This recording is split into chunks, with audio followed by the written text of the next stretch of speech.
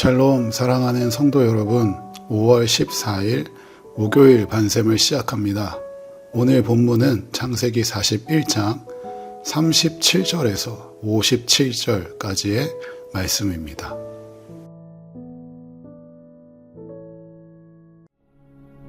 바로와 그의 모든 신하가 이 일을 좋게 여긴지라. 바로가 그의 신하들에게 이르되, 이와 같이 하나님의 영에 감동된 사람을 우리가 어찌 찾을 수 있으리요? 하나님이 이 모든 것을 내게 보이셨으니 너와 같이 명철하고 지혜 있는 자가 없도다.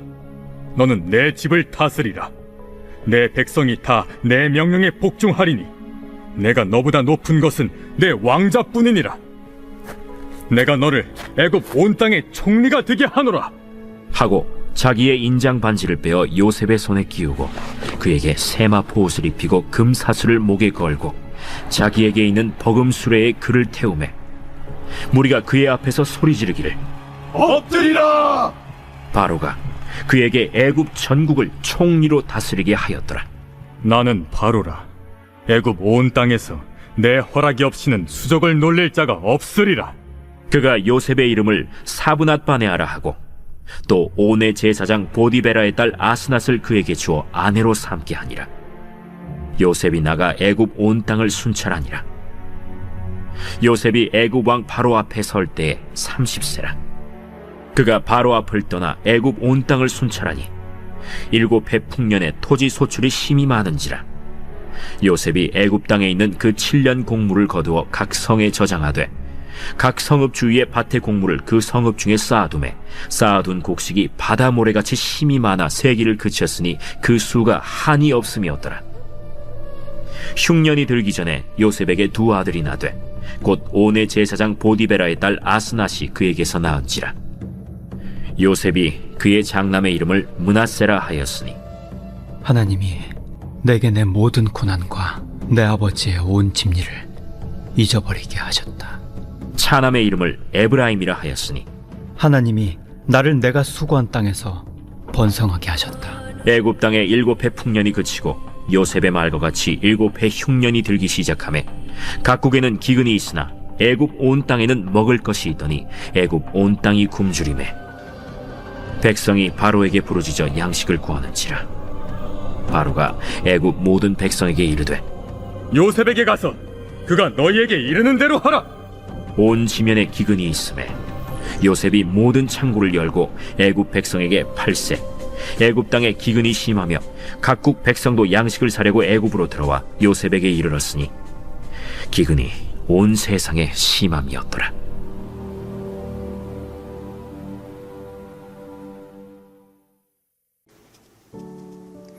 오늘은 인생 몰라요 라는 제목으로 함께 말씀 나누겠습니다. 우리는 종종 잘된 결과만 부러워합니다. 총리가 된 요셉이 부럽죠. 하지만 요셉이 노예였던 시간과 억울한 감옥의 세월은 원하지 않습니다. 그러나 하나님은 사람을 높이실 때 반드시 먼저 깊게 빚으십니다. 높이 세워질 나무일수록 뿌리가 깊어야 하기 때문입니다. 바로는 요셉의 말을 듣고 이렇게 말합니다. 38절입니다. 바로가 그의 신하들에게 이르되 이와 같이 하나님의 영에 감동된 사람을 우리가 어찌 찾을 수 있으리요. 여기서 하나님의 영이라는 표현은 단순한 재능이나 머리가 좋은 게 아닙니다. 원어적으로 보면 하나님의 숨결, 하나님의 다스림 아래에 있는 사람이라는 뜻입니다. 요셉에게는 행정 능력이 있었습니다. 지혜도 있었습니다. 그러니까 보디발 집에서도 인정받고 감옥에서도 인정을 받았겠죠. 그러나 그보다 더 중요한 것은 하나님 앞에서 살아가는 사람이었습니다. 하나님이 함께 하시는 사람이었다는 사실입니다. 세상은 능력 있는 사람을 찾습니다. 능력이 없으면 도태되고 세상에 끼지 못합니다. 하지만 하나님은 능력이 아니라 하나님과 동행하는 사람, 하나님 앞에서 온전한 삶을 사는 사람을 찾으십니다. 요셉은 오래전부터 준비되고 있었습니다. 형들에게 버림받던 날에도, 보디발의 집에서 종살이 하던 날에도, 감옥에서 잊혀진 시간에도 하나님은 요셉을 훈련하고 계셨습니다. 사람은 감옥이라 불렀지만 하나님은 그것을 훈련장이 되게 하셨습니다. 우리도 마찬가지입니다. 왜 내 인생은 이렇게 늦어지지? 아니, 왜 내 기도는 응답되지 않지? 왜 이 억울한 시간을 지나야 하지? 이런 의문들이 있습니다. 그러나 하나님은 한 번도 우리를 버려두신 적이 없습니다. 보이지 않지만 보이지 않는 자리에서 우리를 다듬고 계신 것입니다. 씨앗은 땅 속에서 썩는 것 같지만 안 보이지만 그 시간 속에서 싹을 틔울 준비를 하고 있습니다. 이제 바로는 자기 인장 반지를 요셉의 손에 끼워줍니다. 세마포 옷을 입히고 금 목걸이를 걸어줍니다. 그리고 백성들에게 요셉 앞에서 엎드리라 외칩니다. 어제까지 감옥에 있던 사람이 하루 만에 애굽의 2인자 총리가 되었습니다. 인생은 모르는 것입니다. 사랑하는 성도 여러분, 하나님은 한순간에 인생을 바꾸실 수 있는 분입니다. 그래서 우리의 인생 어떻게 될지 모릅니다. 인간의 문은 닫힐 수 있지만 하나님의 문은 닫히지 않습니다.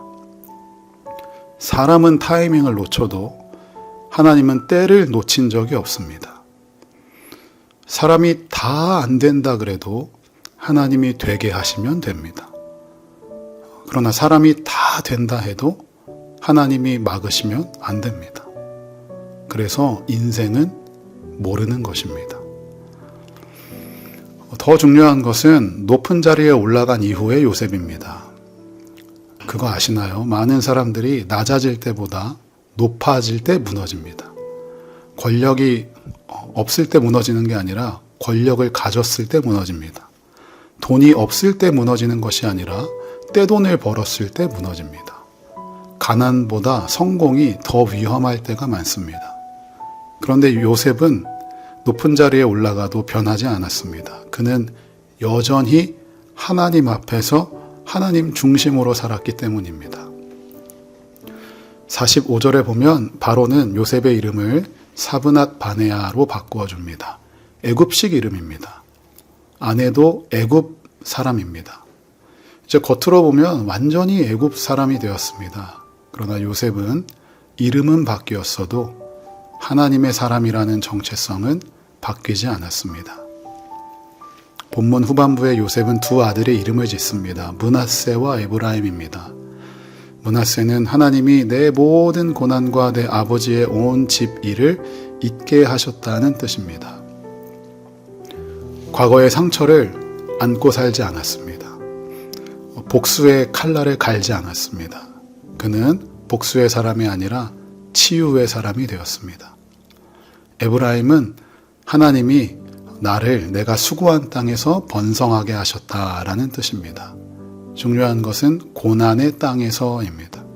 수고한 땅에서입니다. 하나님은 요셉을 고난의 땅에서, 수고한 땅에서 꽃 피우셨습니다. 우리는 종종 환경만 바뀌면 행복할 텐데 라고 생각하죠. 그러나 하나님은 환경을 바꾸시기 전에 사람을 먼저 바꾸십니다. 그리고 때로는 광야 같은 자리에서 가장 아름다운 열매를 맺게 하십니다. 마침내 흉년이 시작됩니다. 애굽뿐 아니라 온 세상에 기근이 옵니다. 그런데 모든 사람이 요셉에게로 나옵니다. 왜일까요? 요셉 안에는 생명의 양식이 있었기 때문입니다. 사랑하는 성도 여러분, 하나님은 오늘도 사람을 준비하십니다. 때로는 기다림으로, 때로는 눈물로, 때로는 침묵으로 우리를 빚으십니다. 그리고 하나님의 때가 되면 가장 정확한 자리로 우리를 인도하십니다. 그러므로 지금의 시간이 감옥 같아도 낙심하지 마십시오. 하나님은 여전히 일하고 계십니다. 인생 모르는 것입니다. 우리 인생 하나님이 함께 하신다면 어떻게 될지, 어떻게 잘 될지 아무도 모르는 것입니다. 또한 풍년의 때에도 하나님을 잊지 마십시오. 그리고 흉년의 날이 와도 두려워하지 마십시오. 하나님과 함께하는 한 사람 한 사람으로 한 시대를 살릴 줄로 믿습니다. 하나님께서 여러분을 통하여 한 영혼을 살리고 여러분들의 가정을 살리고 여러분이 속해 있는 공동체를 살리고 교회를 살리고 이 세상을 살리는 데에 쓰임받는 모든 하나님의 사람들 되시기를 주님의 이름으로 축복합니다. 우리 이 시간 함께 기도하겠습니다. 기도할 때 하나님, 나의 인생 하나님의 것입니다. 하나님이 함께하는 인생입니다. 그러므로 잘 될 때에 겸손하게 하시고 안 될 때에도 너무 낙심하지 않게 하여 주시옵소서. 인생 어떻게 될지 모릅니다. 하나님 손에 있습니다. 인생이 잘 되든 안 되든 풍년이든 흉년이든 하나님과 동행하는 인생 되게 하여 주시옵소서라고 우리 이 시간 각자의 자리에서 함께 기도하겠습니다.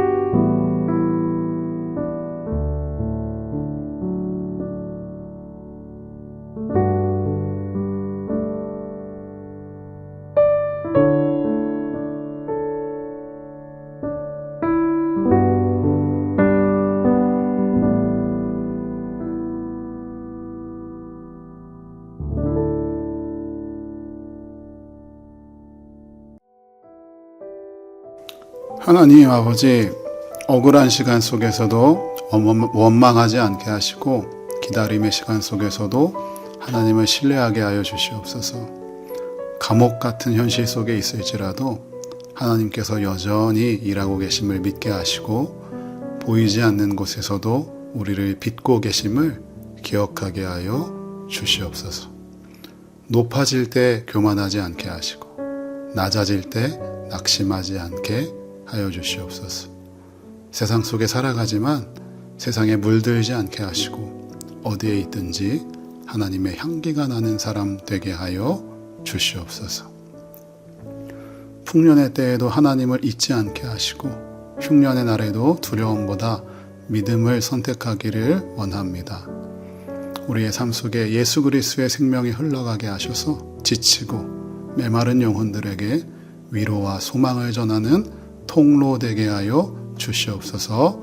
감사드리며 예수님의 이름으로 기도합니다. 아멘.